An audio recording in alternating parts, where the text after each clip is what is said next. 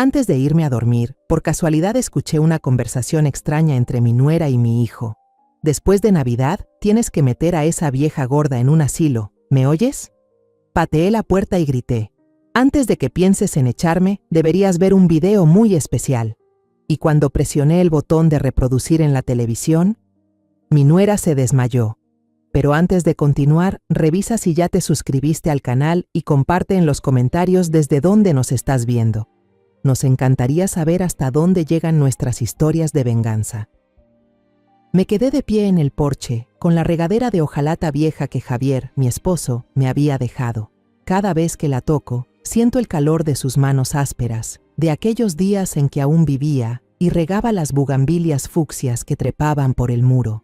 Ahora, esas flores siguen floreciendo, como si no supieran que el tiempo me ha quitado tanto. La luz del atardecer cubría los tejados rojos de Guanajuato con un tono anaranjado y cálido, pero dentro de mí había algo que ardía en silencio, sin nombre. Regaba poco a poco, como si quisiera alargar ese instante de paz que el día me concedía. Entré a la casa y corté algunas caléndulas que quedaban del Día de Muertos. Sus pétalos dorados y su aroma intenso eran mi parte favorita de la temporada. Las coloqué en un pequeño florero sobre el altar de Javier, junto a su retrato. La foto estaba amarillenta, pero su sonrisa seguía tan viva como el día de nuestra boda en la iglesia de San Cayetano. Hoy nuestro hijo volvió a llegar cansado, Javier, susurré, como si él estuviera ahí escuchando. Alejandro ya es un hombre, pero a veces parece un niño perdido. Sonreí con tristeza, acaricié el marco de la foto y me alejé, dejando que las palabras no dichas se disolvieran en el aire. El sonido de un coche en la entrada me sacó de mis pensamientos. Alejandro entró con los hombros caídos, el rostro marcado por un día largo en la obra. Trabajaba para una empresa constructora en el centro, un trabajo que nunca era fácil. «Ma», dijo, dándome un beso rápido en la mejilla, tan fugaz que apenas sentí su aliento cálido. Luego se dejó caer en el sofá, con los ojos pegados al teléfono, como si el mundo entero se redujera a esa pantalla brillante. Quise preguntarle por el trabajo, escucharlo hablar como antes, cuando era niño y corría hacia mí para contarme emocionado sobre los primeros ladrillos que había apilado. Pero ahora, entre él y yo, había un muro invisible, frágil y al mismo tiempo imposible de romper. El sonido de unos tacones resonó sobre las viejas baldosas de Saltillo. Valeria entró con su cabello brillante y los labios rojos como granadas. Fue directo hacia Alejandro y lo besó en la boca con un sonido fuerte, un beso exhibicionista que nunca entendí. No me miró, ni me saludó, como si yo fuera un fantasma en mi propia casa. Me giré y fui a la cocina, donde el olor del ajo y el chile dorándose llenaba el aire. Preparaba chilaquiles rojos, el platillo favorito de Alejandro cuando era niño. Aún recordaba las tardes en que se sentaba en la silla alta, con los ojos brillando, comiendo mientras me contaba sobre la escuela. Hoy esperaba que ese aroma lo sacara de la coraza de silencio que había construido. La cena se sirvió en la mesa de madera vieja, donde Javier había grabado nuestros nombres en una esquina. Me senté frente a Alejandro y Valeria, intentando empezar una conversación. «¿Cómo te fue hoy en el trabajo, hijo?», pregunté con voz suave. Alejandro levantó la mirada, cansado. «Bien, ma», respondió cortante, y volvió a mirar su plato. Sonreí, tratando de ocultar la decepción. Valeria, en cambio, no dejó que el silencio durara. Empezó a hablar sin parar, con voz alegre, sobre su día de compras en el centro comercial Plaza Cibeles de Irapuato. «¿Sabe, mamá? El bolso Hermès nuevo que compró mi amiga es ridículo, 50,000 pesos y parece de tianguis». Se rió fuerte, pero sus ojos nunca se cruzaron con los míos. Asentí, escuchando, mientras dentro de mí solo quedaba un vacío silencioso. Luego la mirada de Valeria se deslizó hacia el trastero de madera oscura en la esquina del comedor. Era un recuerdo de mi suegra, la abuela de Alejandro, lo único que dejó antes de morir. Los grabados en la madera ya estaban desgastados, pero cada vez que lo miraba sentía su presencia, severa pero amable. «Deberíamos cambiar este mueble viejo para Navidad, ¿no crees?», dijo Valeria con un tono casual, aunque sentí el filo escondido en sus palabras. «Podríamos comprar algo más moderno en Liverpool». Alejandro murmuró algo inaudible, como si no quisiera enfrentarse a esa sugerencia. Apreté la cuchara entre los dedos, pero no dije nada. Ese mueble no era solo madera, era memoria, era la historia de mi familia.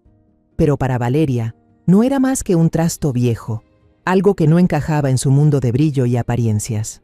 Cuando recogí su plato, noté que casi no había tocado los chilaquiles. Las tortillas fritas, cubiertas de salsa roja y queso cotija desmenuzado, seguían intactas. «Estoy a dieta, suegra», dijo con una voz suave, pero con un dejo de desprecio. «Demasiada grasa».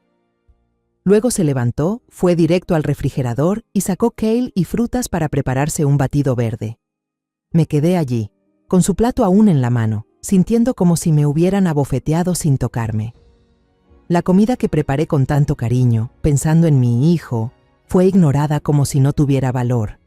Quise decir algo, decirle que ese era el platillo favorito de Alejandro, que lo había hecho por él, pero guardé silencio y tragué mi tristeza. Después de la cena, me quedé en la cocina lavando cada plato, cada olla. El agua tibia corría entre mis manos, pero no lograba disipar el frío que se colaba en mi pecho. Desde la sala se escuchaba el televisor y las risitas de Valeria. No oí la voz de Alejandro. Tal vez estaba, como siempre, en silencio, dejando que Valeria dominara el espacio de la casa. Me sequé las manos y salí de la cocina, con la intención de irme a mi habitación. Al pasar por la sala, vi a Alejandro recostado en el hombro de Valeria, con los ojos cerrados, como si estuviera agotado. Valeria seguía mirando su teléfono, los dedos moviéndose rápido sobre la pantalla, el rostro iluminado por la luz azul. No lo miraba, ni un gesto de ternura. Me quedé ahí solo unos segundos, pero fue suficiente para ver cuán pequeño y frágil se veía mi hijo en los brazos de esa mujer. Entré en mi habitación y cerré la puerta con cuidado, sin romper el silencio de la noche. Me acerqué a la ventana y observé las luces doradas de las casas en las colinas de Guanajuato. Brillaban como estrellas, como si me susurraran que todo estaría bien. Pero dentro de mí no estaba segura. Había perdido a Javier, mi compañero de vida, mi confidente, y ahora sentía que estaba perdiendo también a Alejandro, el hijo que una vez arrullé y acuné en mis brazos cada noche. Me senté en la cama y me envolví en el viejo rebozo de mi madre. Aún conservaba su aroma, una mezcla de sol y tierra de Guanajuato. Al menos todavía tengo un hogar, una familia, me dije, pero las palabras sonaron débiles, como una oración que no alcanza el cielo.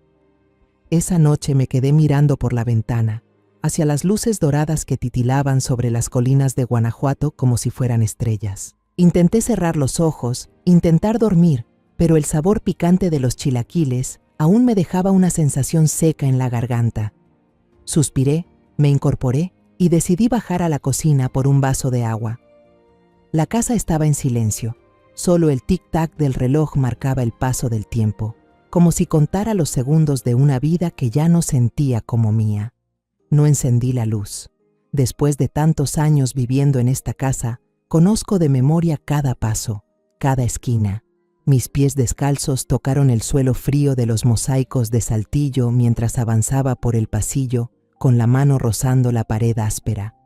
Cada paso se sentía más pesado, como si cargara con todos mis recuerdos, los días felices junto a Javier, las tardes en que Alejandro, siendo un niño, me tomaba de la mano y corría por el patio. Pero ahora, cada rincón de la casa me hacía sentir más pequeña, más perdida.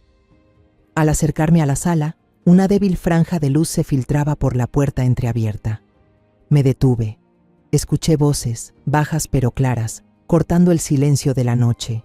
El tintineo del hielo dentro de una copa sonó, seguido por la voz de Valeria, baja, saliendo entre los dientes, sin el menor rastro de la dulzura que solía mostrarme. «Después de Navidad tienes que meter a esa vieja en un asilo», dijo con voz fría como el mármol. «Ya escogí el lugar, está en las afueras de León, se llama Hogar de Paz, es limpio, apartado y nadie la conoce». Sus palabras fueron como una puñalada directa al pecho. Me quedé inmóvil, escondida tras la pared, y la oscuridad me protegía como una vieja amiga. El corazón me latía tan fuerte que temí que pudieran oírlo. Contuve la respiración, esperando, deseando haber escuchado mal, que todo fuera una pesadilla. Pero el silencio que siguió, roto solo por el canto de los grillos en el patio, parecía burlarse de mi ingenuidad. Entonces escuché la voz de Alejandro, baja, temblorosa, casi suplicante. «Valeria, mi mamá no está tan débil». Noté la duda en su tono, una fragilidad que jamás había percibido en el hijo que alguna vez fue tan fuerte como su padre. El corazón se me encogió, no solo por las palabras de Valeria, sino por la impotencia de Alejandro. Él sabía, comprendía, pero no hacía nada. Valeria soltó una risa corta, seca, tan afilada como otro cuchillo clavándose más hondo. «No importa si está débil o no», dijo con voz firme y amenazante. «No puedo seguir viviendo con esa mujer en este lugar ni un día más. Si sigues defendiéndola, me perderás». El sonido del vaso golpeando la mesa de cristal fue fuerte, cortante, como un punto final a su sentencia. «Decídete, Alejandro, tu madre o yo y nuestro futuro». Esperé, de pie en la oscuridad, deseando que Alejandro dijera algo, cualquier cosa, para defenderme, para proteger la familia que Javier y yo habíamos construido. Pero no hubo respuesta, solo silencio, un silencio más pesado que cualquier palabra. La sed que me había llevado a la cocina desapareció, reemplazada por un frío que me recorrió la espalda, como si la sangre se me congelara. No quería escuchar más. No podía soportar ni un segundo más la verdad de que mi hijo, el niño que crié, estaba frente a la elección entre mí y esa mujer, y había elegido callar. Retrocedí, mis pasos ya no eran firmes. Apoyé la mano en la pared, los dedos temblorosos se aferraban a la superficie áspera, como si eso pudiera impedir que me desplomara. Sentía que caminaba dentro del sueño de otra persona, uno en el que yo no tenía lugar. Cada paso de regreso a mi habitación era un esfuerzo, como si arrastrara el peso del mundo entero. Al entrar, no encendí la luz. Me senté en el borde de la cama, las manos temblando, el cuerpo entero deshecho. Tomé el viejo rebozo de mi madre del respaldo de la silla y me lo envolví con fuerza. Su olor, a sol, a tierra, a días que ya no volverán, fue lo único que me dio consuelo en ese momento. Mis ojos se quedaron fijos en la foto de boda de Javier y mía sobre la mesa de noche. En la imagen, sonreíamos radiantes, tomados de la mano, como si nada en el mundo pudiera tocar nuestra felicidad. Recuerdo ese día. Recuerdo cómo Javier me tomó la mano con fuerza y me susurró que estaría conmigo para siempre. Pero él se fue, y ahora siento que también estoy perdiendo a Alejandro. No lloro. Las lágrimas parecen haberse congelado en algún lugar profundo del pecho, reprimidas por un dolor demasiado grande, demasiado agudo como para poder fluir. Solo me quedo ahí, en la oscuridad, abrazando mi chal, escuchando los latidos pesados de mi corazón. Esta casa, que alguna vez fue un hogar, ahora se ha convertido en una trampa. Cuando las campanas de la iglesia de San Cayetano sonaron a lo lejos, me sobresalté y me di cuenta de que ya había amanecido. La luz del alba se filtraba débilmente entre las cortinas, incapaz de disipar el frío que sentía por dentro. Me levanté, con las manos aún temblorosas, y bajé a la cocina para preparar una taza de té de manzanilla. El aroma suave del té solía calmarme, pero esa mañana solo me recordó las mañanas tranquilas junto a Javier, cuando todo era más sencillo.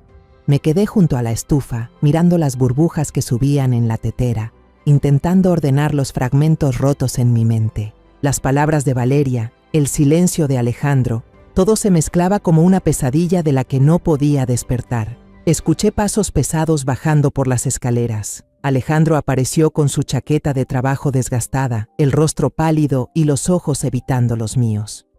«Ma, ya me voy al trabajo», dijo rápido, tomando un pan dulce del plato y saliendo casi corriendo, como si la cocina estuviera en llamas. Quise detenerlo, preguntarle por qué no dijo nada anoche, por qué permitió que Valeria dijera esas cosas tan crueles, pero solo me quedé ahí, en silencio, mirando la puerta cerrarse tras él. Sentí el corazón pesado, como si acabara de perder otra parte de mi hijo. Valeria bajó enseguida después, vestida con ropa ajustada de yoga, el cabello recogido en una cola alta, el rostro sonriente pero falso, tan falso que podía verlo a través. «Buenos días, mamá», dijo con una voz dulce como la miel, aunque sus ojos fríos me examinaban. «¿Durmió bien?». Asentí, sonriendo débilmente, tratando de ocultar la tormenta dentro de mí. No quería que me viera débil, no quería que supiera que había escuchado sus palabras venenosas anoche. Pero entonces, mis ojos se posaron por casualidad en un sobre color marfil sobre la mesa del comedor, justo al lado del frasco de mermelada de fresa. La inscripción en la esquina superior izquierda hizo que mi corazón se detuviera un instante. Clínica San Rafael. Especialidad en geriatría y neurología. Valeria notó mi mirada y su sonrisa se ensanchó, como si hubiera estado esperando ese momento. «Ah, son los papeles de mamá de la clínica de la doctora López», dijo con voz suave pero cargada de intención. «Los enviaron por mensajería urgente. Solo son unos resultados de rutina». Se encogió de hombros, como si no tuviera importancia, y salió al patio trasero, dejándome sola con aquel sobre aterrador. El sonido de sus tacones resonó sobre el piso de cerámica, cada paso como un martillazo contra mi corazón. Me quedé allí, con las manos temblando, mirando el sobre como si fuera una serpiente venenosa. No quería abrirlo, pero sabía que tenía que enfrentarme a ello. Me senté en la silla, respiré hondo y rasgué el borde del papel.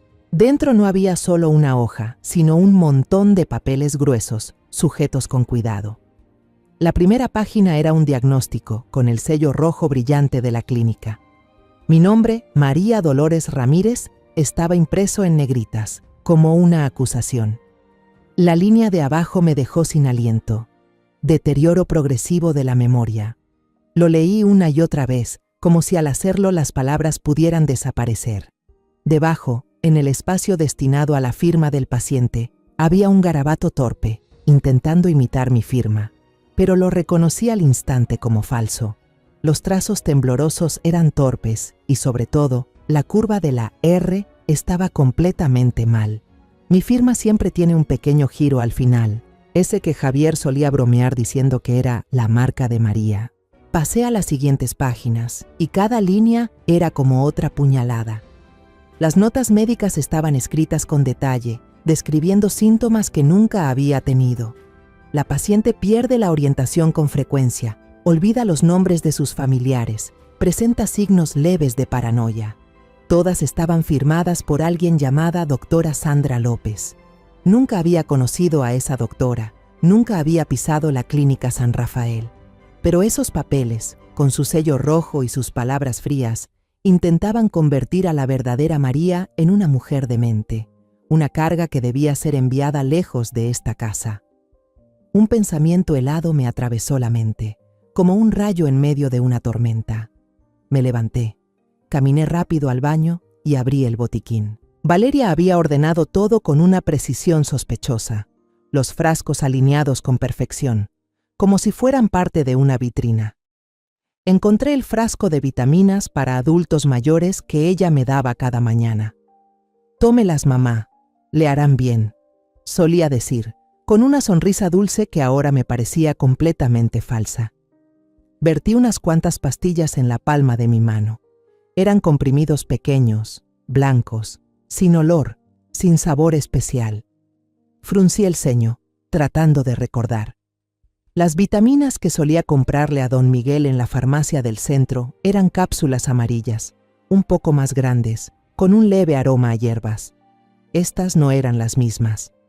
Tomé una de las pastillas, la envolví cuidadosamente en un pañuelo y la guardé en el bolsillo de mi delantal. Mi corazón latía con fuerza, no de miedo, sino por otra cosa. La sospecha ya no era solo una sombra. Necesitaba respuestas y sabía que tenía que actuar rápido.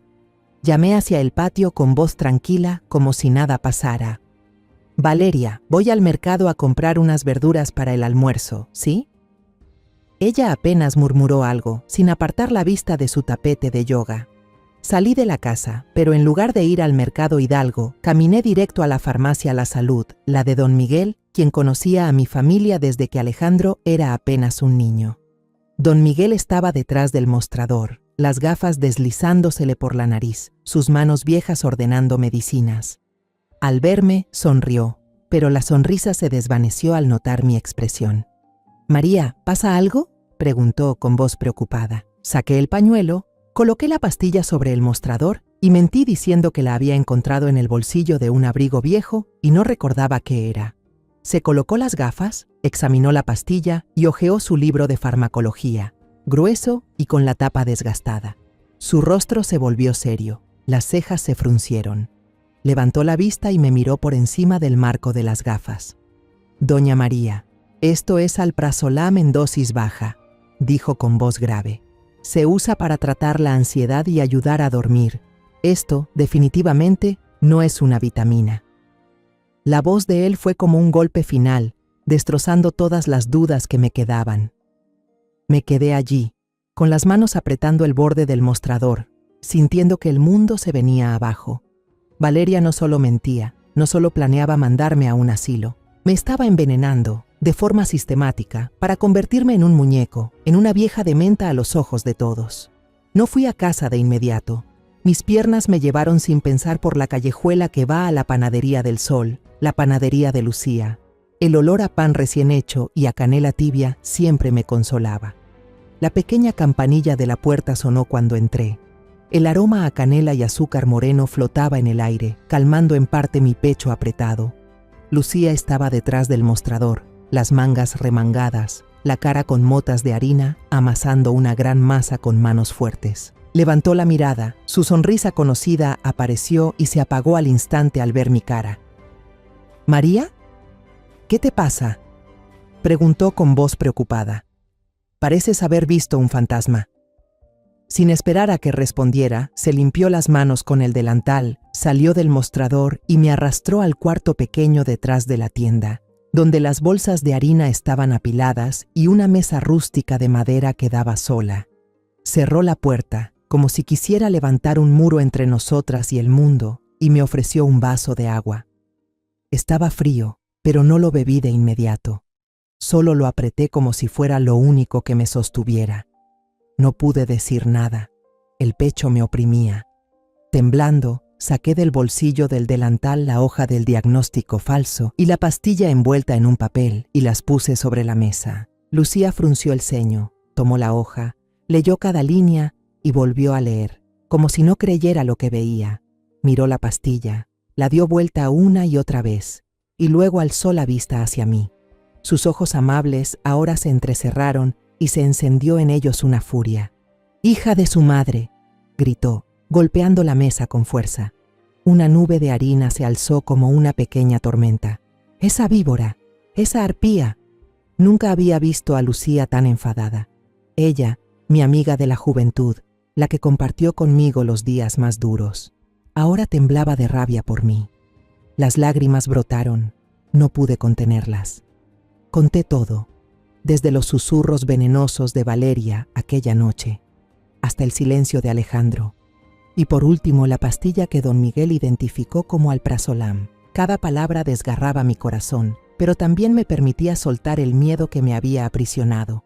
Lucía escuchó sin interrumpir, aunque apretaba los bordes de la mesa como si quisiera partirla.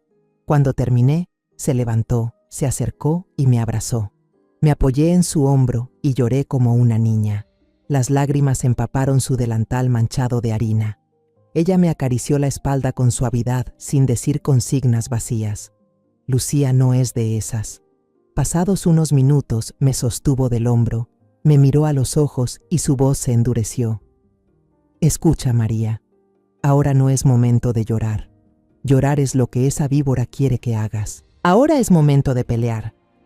Empezó a caminar de un lado a otro por el cuartito, con pasos decididos, como una general planificando. «Quiere demostrar que estás loca, ¿verdad?», dijo con determinación. «Pues se lo vamos a demostrar. Vas a jugar su juego, pero a tu manera». Se detuvo, y una idea brilló en sus ojos, iluminando su rostro. «Mi nieto Mateo trabaja con tecnología. Puede conseguir las cámaras más pequeñas, esas que se esconden en un jarrón de Talavera o detrás del marco de una foto de Javier. Nadie sospecharía nada. La miré, un poco sorprendida, pero en mi interior empezó a encenderse una chispa de esperanza. Lucía se sentó frente a mí y me tomó las manos. «Vamos a reunir pruebas», continuó con una voz firme como una roca. «Vas a fingir, María. Vas a convertirte en la anciana confundida que ella quiere que seas. Vas a olvidar su nombre, olvidar el camino al mercado, olvidar las cosas pequeñas.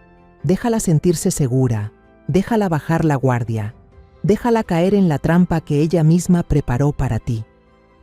La escuchaba con el corazón latiendo con fuerza, no por miedo, sino por emoción. La idea, aunque atrevida y peligrosa, me hacía sentir que ya no era una víctima impotente. Yo podía hacerlo. Podía recuperar mi vida. Lucía se levantó y me sirvió una taza de café de olla caliente de una vieja tetera de cobre. El aroma a canela y piloncillo se esparció, cálido, como un recordatorio de tiempos mejores. «Tómalo», dijo, empujando la taza hacia mí. «Tómalo para entrar en calor y recuperar fuerzas. Desde ahora ya no estás sola». Tomé la taza. El calor se extendió por mis dedos fríos. Por primera vez en 2 días, sentí una chispa de esperanza, pequeña pero intensa, como una llama titilante en la oscuridad. Probé un sorbo. El sabor dulce del piloncillo y el toque picante de la canela me devolvieron energía. Miré a Lucía, la amiga que había estado a mi lado en tantas tormentas, y supe que esto ya no era solo mi miedo. Ahora era nuestra lucha. A la mañana siguiente, Mateo, el nieto de Lucía, apareció en la puerta de mi casa. Era un joven ágil, con una chaqueta de mezclilla y una caja de herramientas vieja en la mano. Parecía un electricista cualquiera. «Tía Lucía me pidió venir a revisar el cableado, doña María», dijo lo bastante alto para que Valeria lo oyera desde el patio. «En Navidad hay mucha gente, y es fácil que se produzca un cortocircuito». Valeria, ocupada con una llamada telefónica afuera, apenas lo miró y le hizo una seña con la mano para que pasara. Lo conduje a la sala, con el corazón latiendo fuerte, pero mantuve una sonrisa amable, como si solo recibiera a un trabajador más. Mientras Valeria seguía hablando por teléfono, Mateo abrió rápidamente la caja de herramientas y sacó una diminuta cámara, no más grande que una moneda. Eligió una figura de cerámica con forma de calavera colorida que estaba en el estante, un recuerdo que había comprado años atrás en un mercado de San Miguel de Allende. Con unos movimientos hábiles, escondió la cámara en la cuenca del ojo de la calavera, asegurándose de que fuera completamente invisible. «Abra esta aplicación en su teléfono», susurró Mateo, entregándome un celular viejo suyo. «El video se transmitirá en directo y podrá verlo cuando quiera». Asentí, intentando ocultar mi nerviosismo. Cuando Mateo se fue, miré la calavera y sentí que me guiñaba un ojo, como si fuera una cómplice secreta. Mi actuación comenzó durante el almuerzo de ese día. Puse la mesa con lentitud, colocando cada plato con aparente distracción. Cuando Valeria se sentó, la miré y sonreí con inocencia. «Elena, ¿quieres más chilaquiles?», dije a propósito, usando el nombre de una vecina que se había mudado hacía años. Valeria se quedó paralizada. El plato casi se le cayó de las manos. Miró a Alejandro con una expresión cargada de significado, como si acabara de encontrar una pieza clave en su plan. «Mamá, soy Valeria», dijo con una voz dulce, pero pude reconocer el tono triunfante detrás. Alejandro bajó la cabeza, en silencio, sirviéndose más comida. Fingí estar confundida y murmuré: «Ay, perdón, me equivoqué». Pero en mi interior sabía que acababa de hacer mi primer movimiento. Unos días después, seguí con la farsa. Esa mañana estaba en la cocina, preparando café como siempre. Valeria estaba sentada en la mesa, revisando su tableta. Abrí a propósito el frasco de azúcar, pero en lugar de echar azúcar, puse una cucharada de sal y luego lo volví a dejar en su sitio. Cuando Valeria preparó su café y dio un sorbo, tosió con fuerza, escupiendo todo sobre la mesa. «Dios mío, mamá», gritó con la cara roja. «¿Quiere matarme? ¿Qué le puso al azúcar?». La miré, fingiendo estar asustada, con las manos temblorosas cubriéndome la boca. «Ay, yo no sé». Pensé que era azúcar. Vi cómo sacaba el teléfono a escondidas y le tomaba una foto al frasco con sal, con una mirada de satisfacción en los ojos. Alejandro entró, vio la escena y noté cómo sus hombros se hundían, como si cargara con un peso más. Seguí empujando la farsa un poco más. Una mañana, sin querer, guardé el control remoto del televisor en el refrigerador, justo al lado del frasco de mermelada de fresa. Cuando Alejandro lo buscó por todas partes y no lo encontró, fingí estar confundida. ¿Dónde lo habré dejado? Juraría que estaba en la mesa. Él suspiró, abrió el refrigerador para sacar agua y se quedó helado al ver el control ahí. «Mamá, ¿por qué está esto aquí?», preguntó con la voz cansada. Solo negué con la cabeza, mirando al suelo, como si ni yo lo entendiera, pero por dentro me dolía. Cada vez que veía el sufrimiento en el rostro de Alejandro, quería detenerme, abrazarlo y decirle que todo era mentira. Pero no podía. Tenía que seguir, por él, por nuestra familia. Una tarde dejé olvidada mi cartera en la panadería de Lucía. Alejandro tuvo que ir en auto a buscarla, y cuando regresó, me miró con preocupación y frustración. «Mamá, tiene que tener más cuidado», dijo con una voz baja pero cargada de peso. Valeria estaba a su lado, suspirando con satisfacción, como si cada error mío fuera una victoria para ella. Asentí, murmurando disculpas, pero en mi interior sabía que estaba en el camino correcto. Cuanto más creyera Valeria que yo estaba perdiendo la cabeza, más bajaría la guardia, y eso era exactamente lo que necesitaba. Un día, mientras ayudaba a Valeria a limpiar la sala, accidentalmente rompí un plato de talavera que ella adoraba. El sonido seco del golpe llenó la habitación, y me quedé inmóvil, fingiendo pánico, con las manos en la cara. «¡Ay, lo siento! No fue mi intención». Valeria se agachó a recoger los pedazos, pero en lugar de gritarme, sonrió con una dulzura que daba escalofríos. «No se preocupe, mamá, solo es un plato. No pasa nada». La miré, reconociendo la falsedad en cada palabra, y supe que estaba guardando ese momento en su mente como otra prueba para su plan.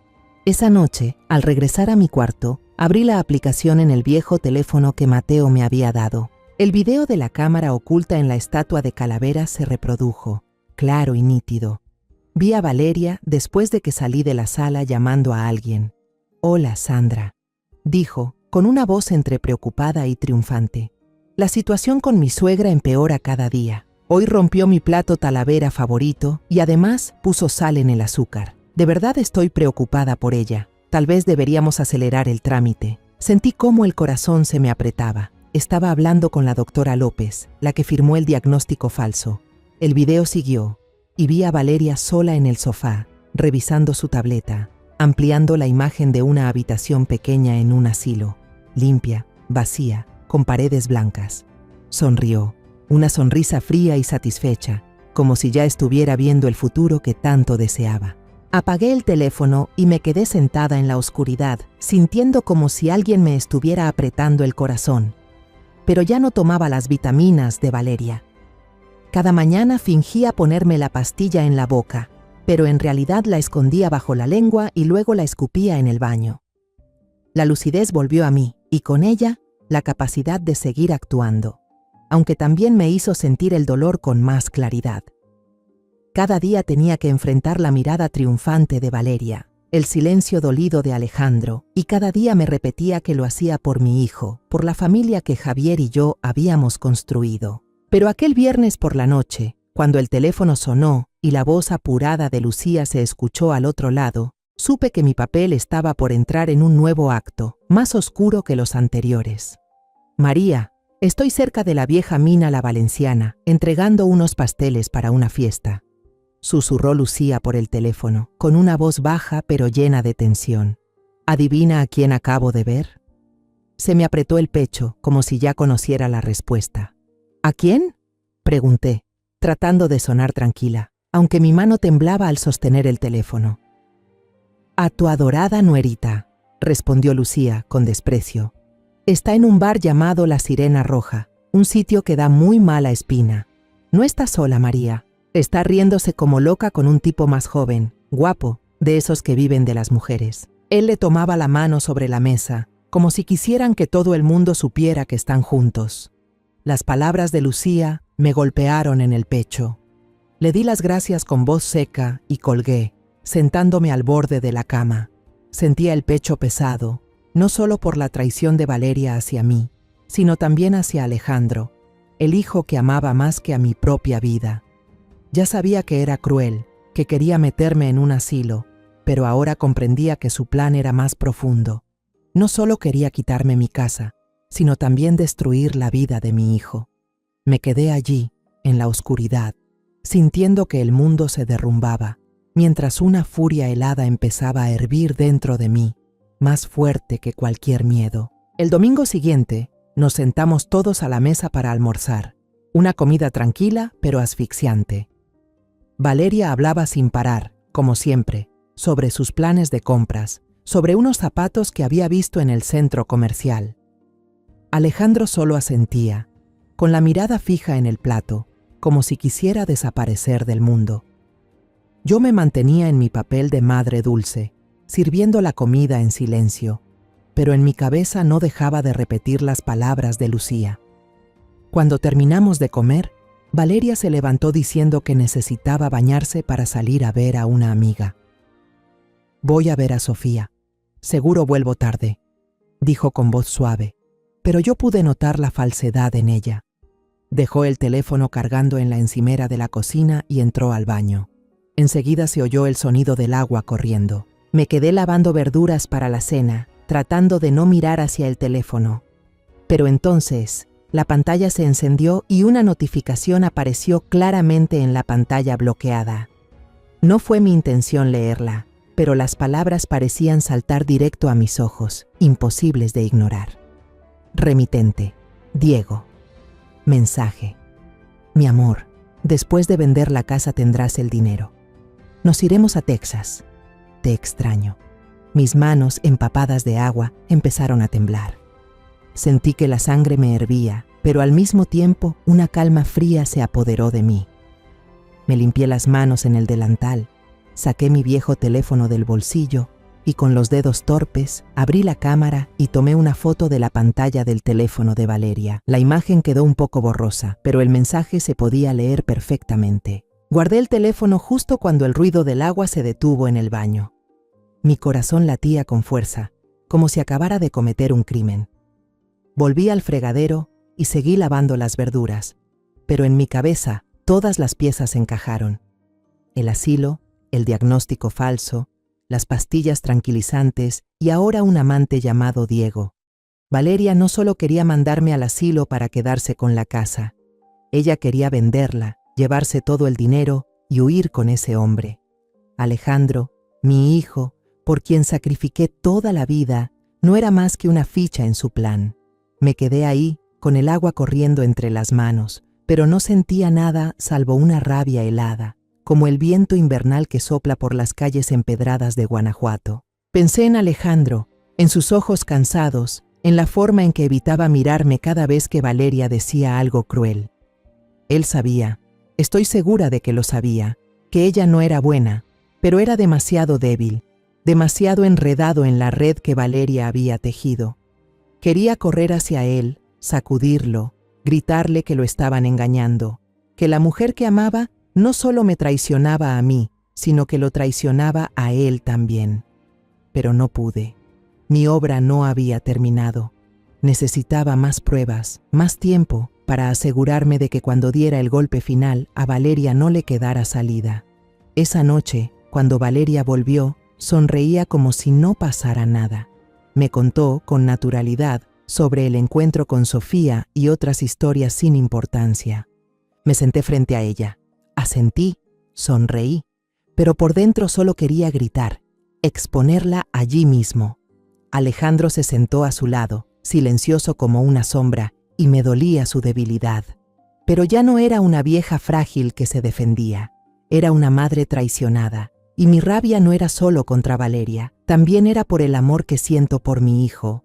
Miré la foto de boda mía y de Javier sobre la mesa, y en ese instante sentí como si él estuviera aquí, susurrándome que soy lo bastante fuerte para enfrentar todo. Me acosté, abracé el rebozo, sentí su calor como un recordatorio de los días pasados.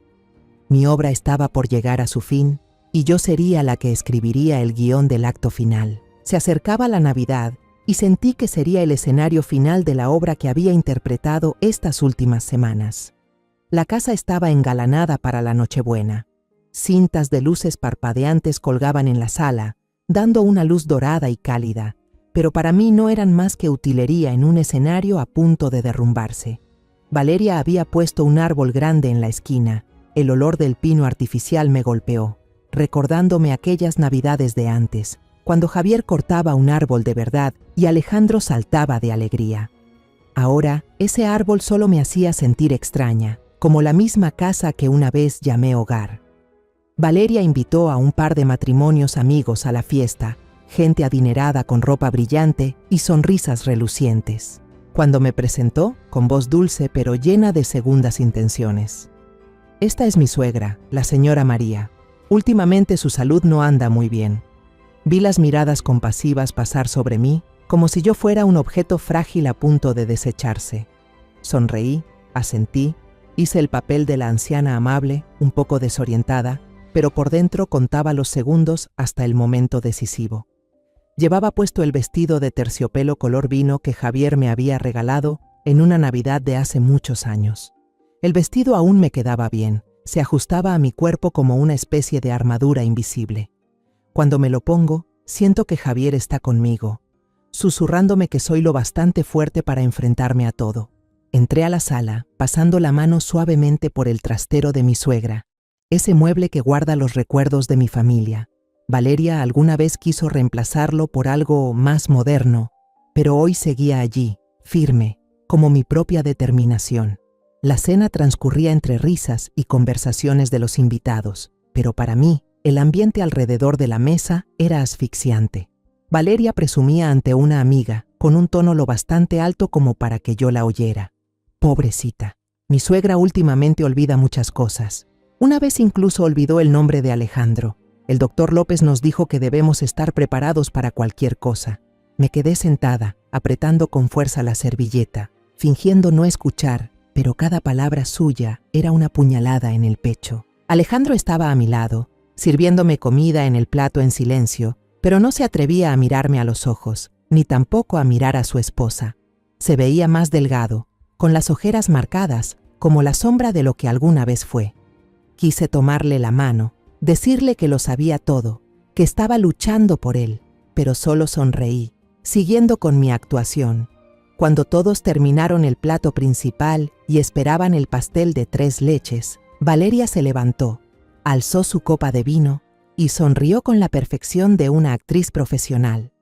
«Feliz Navidad», dijo, con la voz resonando por toda la habitación. «Brindemos por un año nuevo lleno de cambios positivos para nuestra familia». Su mirada se cruzó con la mía, cargada de intención, como si declarara su victoria. Fue mi señal. Respiré hondo, me levanté despacio y apreté el control remoto de la televisión que había escondido bajo la servilleta en mi regazo. Antes de comer el pastel de 3 leches, dije con voz serena pero lo bastante fuerte para silenciar los murmullos.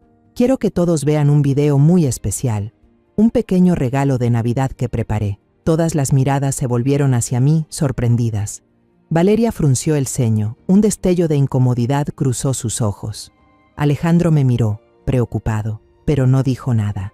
Presioné el botón y la pantalla grande del televisor, que antes mostraba el fuego crepitante de una chimenea, se apagó y volvió a encenderse. El primer video apareció, claro y nítido, grabado desde la cámara oculta dentro de la estatua de calavera.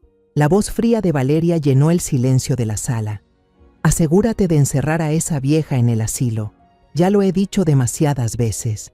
Las risas y el tintinear de las copas se apagaron de golpe. Todas las miradas se dirigieron del televisor a Valeria, que se había quedado paralizada, el rostro pálido como si la sangre la hubiera abandonado. No me detuve.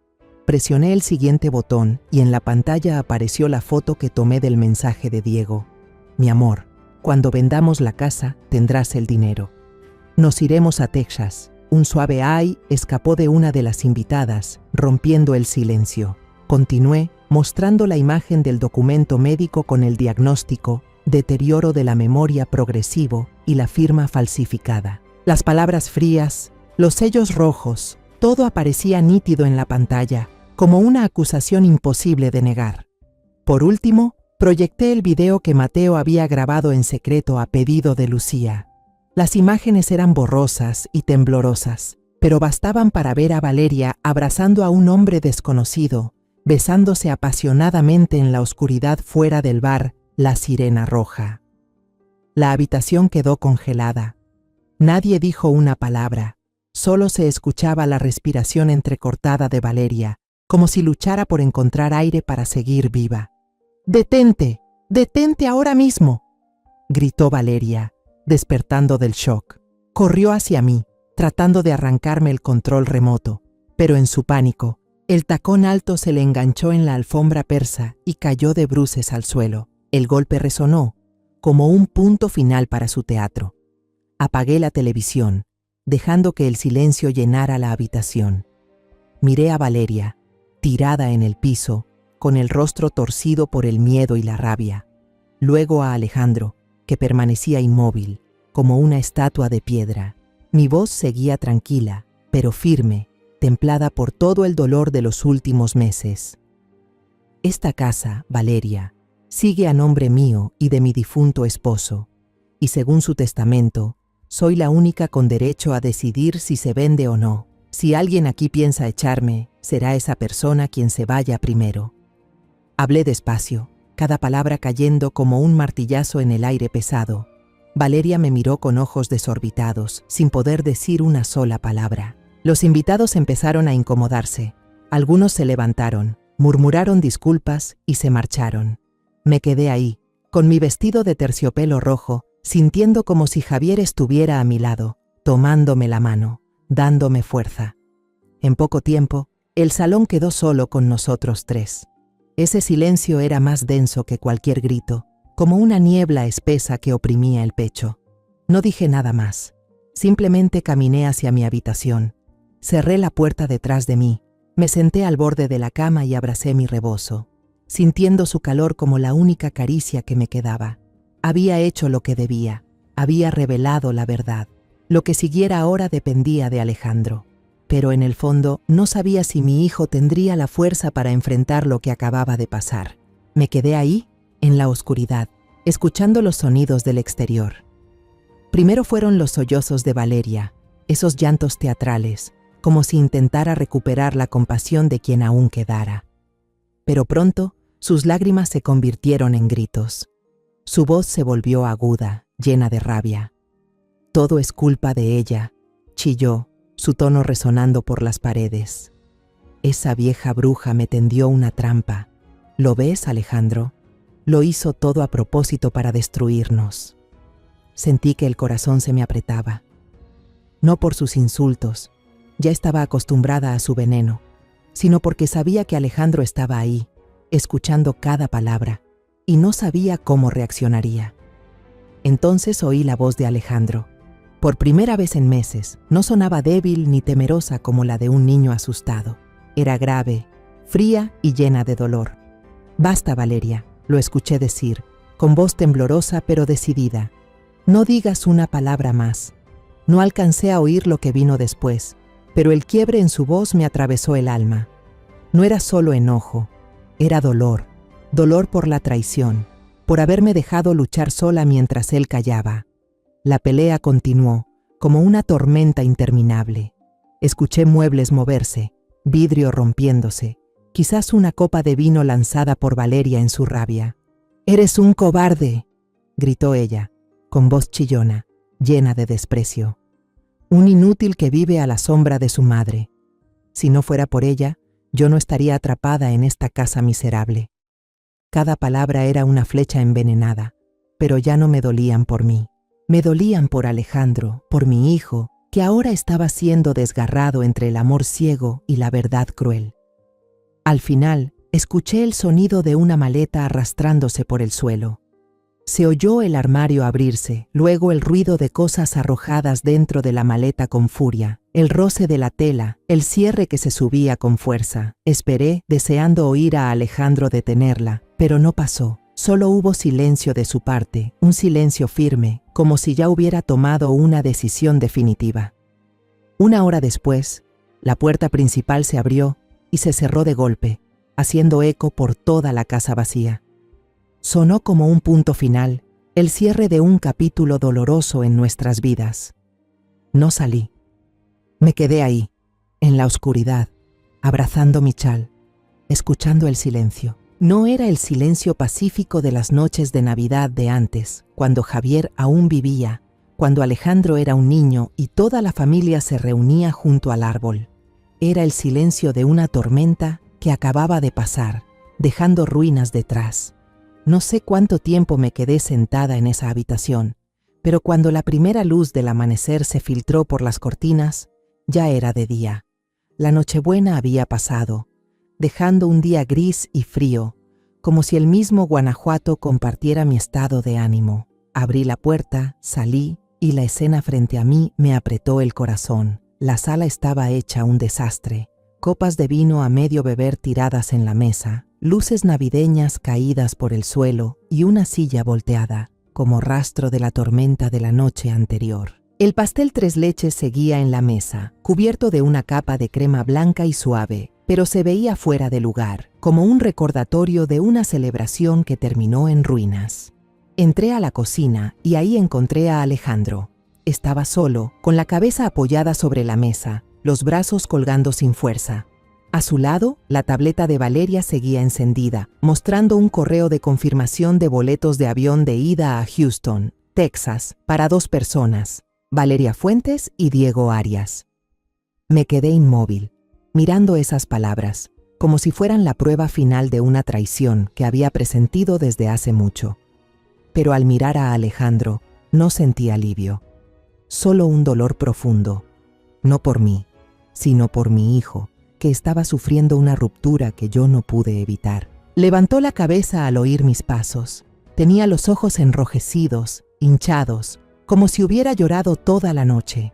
Parecía haber envejecido 10 años, con el rostro demacrado y los hombros caídos, incapaz de soportar el peso de la verdad. Me quedé ahí, sin decir palabra, mirándolo, esperando. De pronto Alejandro se levantó, caminó despacio hacia mí y se arrodilló sobre el suelo frío de baldosas. «Mamá», murmuró con voz ronca, como si le costara respirar. «Perdóname». Las lágrimas le corrían por la cara, cayendo al suelo, brillando bajo la tenue luz de la mañana. Yo sabía que ella no era buena. Vi cómo te trataba, pero fui un cobarde. Pensé que estaba intentando mantener la paz, mantener unida a la familia, pero en realidad solo te estaba traicionando. Miré la cabeza de mi hijo, su cabello negro despeinado, sus hombros temblando. Sentí un dolor punzante en el pecho, pero ya no había enojo, solo compasión. Compasión por el hijo que dejó que el amor ciego le nublara el corazón, por los años que vivió en silencio mientras Valeria manipulaba nuestras vidas.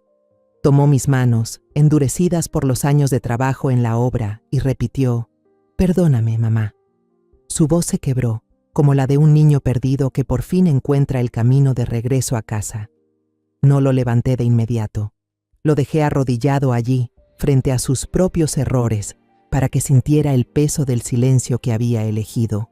Me incliné, puse una mano sobre su hombro y le dije suavemente, con una voz tranquila pero cargada de gravedad: «Hijo, quedarse callado ante lo que está mal también es un pecado. A veces, el silencio duele más que las palabras hirientes, porque le permite al mal crecer». Me detuve, lo miré a los ojos y vi en ellos un arrepentimiento profundo. «Pero soy tu madre», continué con un tono más suave, «y siempre te voy a perdonar mientras aprendas a levantarte y corregir tus errores». Finalmente ayudé a Alejandro a ponerse de pie. Temblaba y lo atraje hacia un abrazo, el primero de verdad en muchos años. Apoyó la cabeza en mi hombro y lloró como un niño, como cuando era pequeño. Se raspaba la rodilla y corría a buscarme. Le di unas palmaditas en la espalda, sintiendo sus respiraciones entrecortadas, y en ese instante vi al pequeño Alejandro regresar. No el hombre cansado y atormentado por sus fallos, sino el hijo que necesitaba a su madre. No dije nada más, solo lo abracé, dejando que esta vez el silencio llevara amor en lugar de dolor. No volvimos a hablar del tema. Los dos empezamos a limpiar en silencio el desorden del salón. Yo recogí las copas de vino, Alejandro levantó la silla caída. Juntos fuimos juntando los restos de la fiesta y también los fragmentos de la vida que habíamos dejado atrás. Nadie mencionó a Valeria, nadie habló de lo ocurrido la noche anterior. Unos meses después, decidí colgar el cartel de "Se vende" frente a la casa en Guanajuato. No fue una decisión fácil. Cada rincón, cada ladrillo de Saltillo, cada talla en el viejo trastero guardaba un pedazo de mi vida con Javier, pero sabía que para sanar tenía que soltar. Con el dinero de la venta, compré un pequeño departamento cerca de la panadería de Lucía. Tenía un balcón desde donde se veía el jardín de una iglesia antigua, con flores de cempasúchil brillando bajo el sol. Cada mañana me quedaba allí, con una taza de café de olla en la mano, sintiendo la brisa fresca de Guanajuato, y por primera vez en muchos años, mi corazón se sentía liviano, como si me hubiera quitado un peso invisible.